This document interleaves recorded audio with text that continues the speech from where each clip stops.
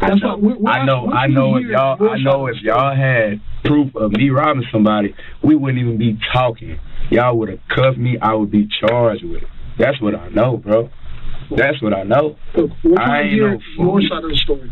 My side of the story, I ain't done that. I don't have a side of the story because I ain't done nothing to nobody, bro. In January 2020, in the vibrant city of Miami, the rising rapper known as DaBaby, whose real name is Jonathan Kirk, found himself in the midst of a bewildering situation. He was scheduled to perform at a nightclub when a dispute with the owner escalated rapidly. The owner had only paid him $20,000 out of the $30,000 owed, which led to a chain of unexpected events. According to the victim, Kirk had punched him multiple times in the face before members of Kirk's entourage joined in, assaulting him and robbing him of his phone, credit card, and $80 in cash. Unfortunately, the only evidence available was a blurred piece of CCTV footage, making it challenging to identify the culprits. Kirk left the scene in a black SUV, but a few hours later, he returned to his hotel room, only to find both the victims and a team of police officers waiting to arrest him. He was taken to the police station under the pretext of an investigation. However,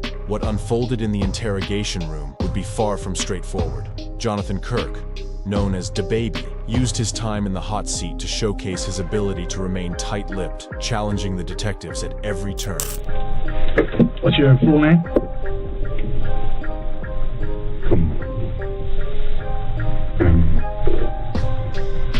He initially refused to answer even basic questions, such as his full name, although he had already been informed of his Miranda rights. Oddly enough, Kirk decided to waive his right to a lawyer, believing he could navigate the situation without one. Okay, you have the right to talk to a lawyer for advice before we ask you any questions. Do you understand that? Yeah. Okay, you have the right to have a lawyer present with you during questioning. Do you understand that? Yeah. If you cannot afford to hire a lawyer, one will be appointed to represent you before any questioning if you wish. Do you understand that? Yeah. You can decide at any time to exercise these rights and not answer any questions or make any statements. Do you understand that? Okay, do you understand each of these rights as I explain them to you? Yeah. Okay, I'm going to check the yes box. Having these rights in mind, you wish to talk to us now. He seemed confident that he could evade any accusations as long as he chose his words carefully. The detective began by probing into Kirk's activities on the day of the incident, but Kirk's narrative remained rather murky. He argued that his manager had been in discussions with an event promoter about performing at Cafe Iguana Pines, a nightclub, and that the money they offered was questionable. You're saying that you weren't. Whatever time the camera showed me not robbing no damn body that time. Now, were you there? Was I where? At the location where the $20,000 was being discussed. I just told y'all they attempted to pay me $20,000 with somebody else's money, which I could have took. They tried to give it to me. Once I saw that it wasn't good business being done, what's going on? Y'all clear up what y'all got going on. They couldn't clear it up because they was doing bad business. Okay, so not only they was doing bad business from the get-go. And when the person caught on to them doing bad business, he got his money from them and he left. Kirk contended that he had left the scene without incident, leaving the troubled deal behind. Yet, the incident outside the nightclub was caught on camera, and the detectives needed to extract crucial information to piece together the story and convince Kirk to reveal what he knew. They were keen to understand his connection to the crime. Kirk emphasized that he had no reason to be involved in such a crime. If anybody, come on, bro, it's common sense. It's common sense. It's common sense. You know what I made to even be down here? A promoter booked me at that hotel. I didn't pay to be at the hotel. I was paid for. You'd have let me in my room, you would have saw close to $250,000 cash, legally, hard-earned money. I don't got to take nothing from nobody, bro. Let me ask you this. I will go outside here right now and throw $10,000 in the air. Like, I do not care about no money. I don't. Was there an argument? No, it was an argument. I didn't argue with a soul. My voice was never raised. There was never aggressive language from me. None of that. Was there a fight? None of that. No, I ain't seen no fight. He raised his high earnings as a musician as a testament to his lack of motive for a robbery. He aimed to distance himself as much as possible from the incident, both in reality and in his story. Despite the apparent turmoil, Kirk had the upper hand in the interrogation room, consistently redirecting the conversation away from the crime itself. That's why we're here. Talk about what y'all need to get me about this stuff. When I'm driving in the car, when I went to go eat, what time I went, that don't have nothing to do with the fact I ain't robbed a damn soul. Me, nobody around me, ain't nobody robbing nobody. Let's take the word robbery out of the picture. So while we here, we take the word robbery out of the picture. Y'all are robbery detectives. This is robbery unit. That's the second word he said.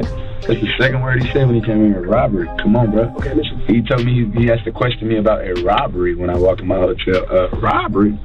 I had every answer to the question you needed right there. Whoa, that ain't it. That's false. Okay. Throw that out the window. We talking about robbery, bro. It's nothing for me to talk about. I didn't. His strategy was to steer the dialogue towards what he believed mattered most, which meant the detectives could not gain access to the information they sought. The detective probing into Kirk's involvement seemed frustrated, unable to gather concrete details about the event. Kirk continued to defend his innocence, arguing that he had nothing to do with the altercation outside the nightclub. As the conversation continued, Kirk elaborated on his legal business dealings and the contracts he typically required. It's legally binding. Everything I do, you have to sign a contract. You got to sign a contract. Okay, it's a contract right now. The whole incident happened and nothing went wrong. Nothing happened.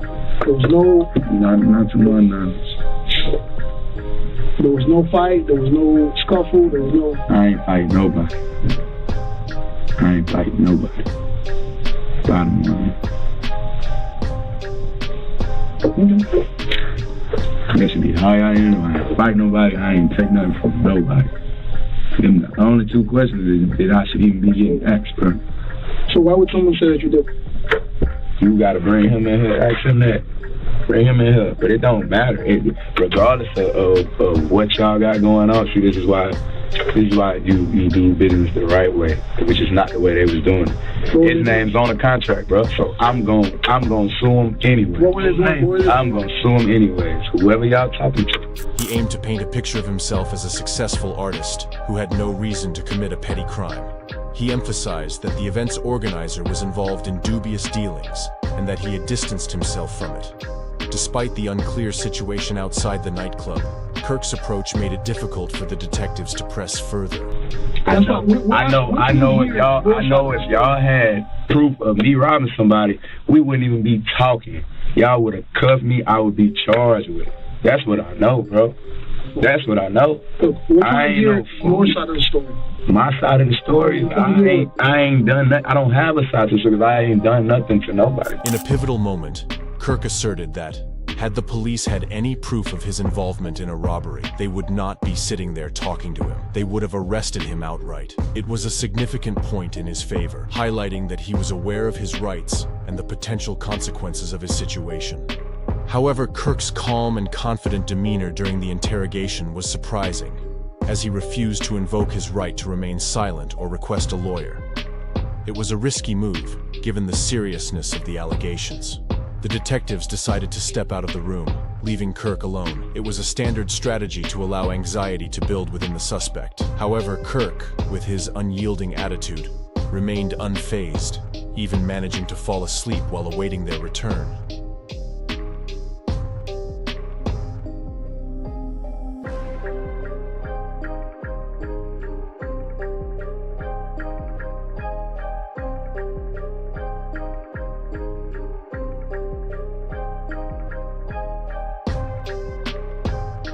After the detectives' consultation outside, they decided to focus on the security of Kirk's belongings left in his hotel room. So what we're gonna do, we're gonna take video of us counting your money in front of you that you had on you, okay?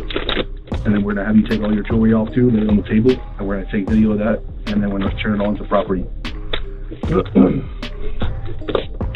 Despite Kirk's reluctance to let them handle his personal items, they proceeded with their plan to deal with his belongings while he was in custody. Despite the mounting legal pressure, Jonathan Kirk continued to maintain his innocence throughout the interrogation. In a surprising turn of events, just after 48 hours in jail, he was released. 2 months later, all charges against him were dropped, and he resumed his career as a free man.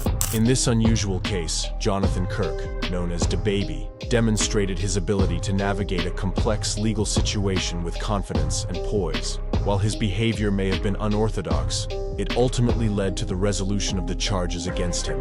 His story serves as an example of the intricacies of the legal system and the importance of understanding one's rights when faced with an interrogation.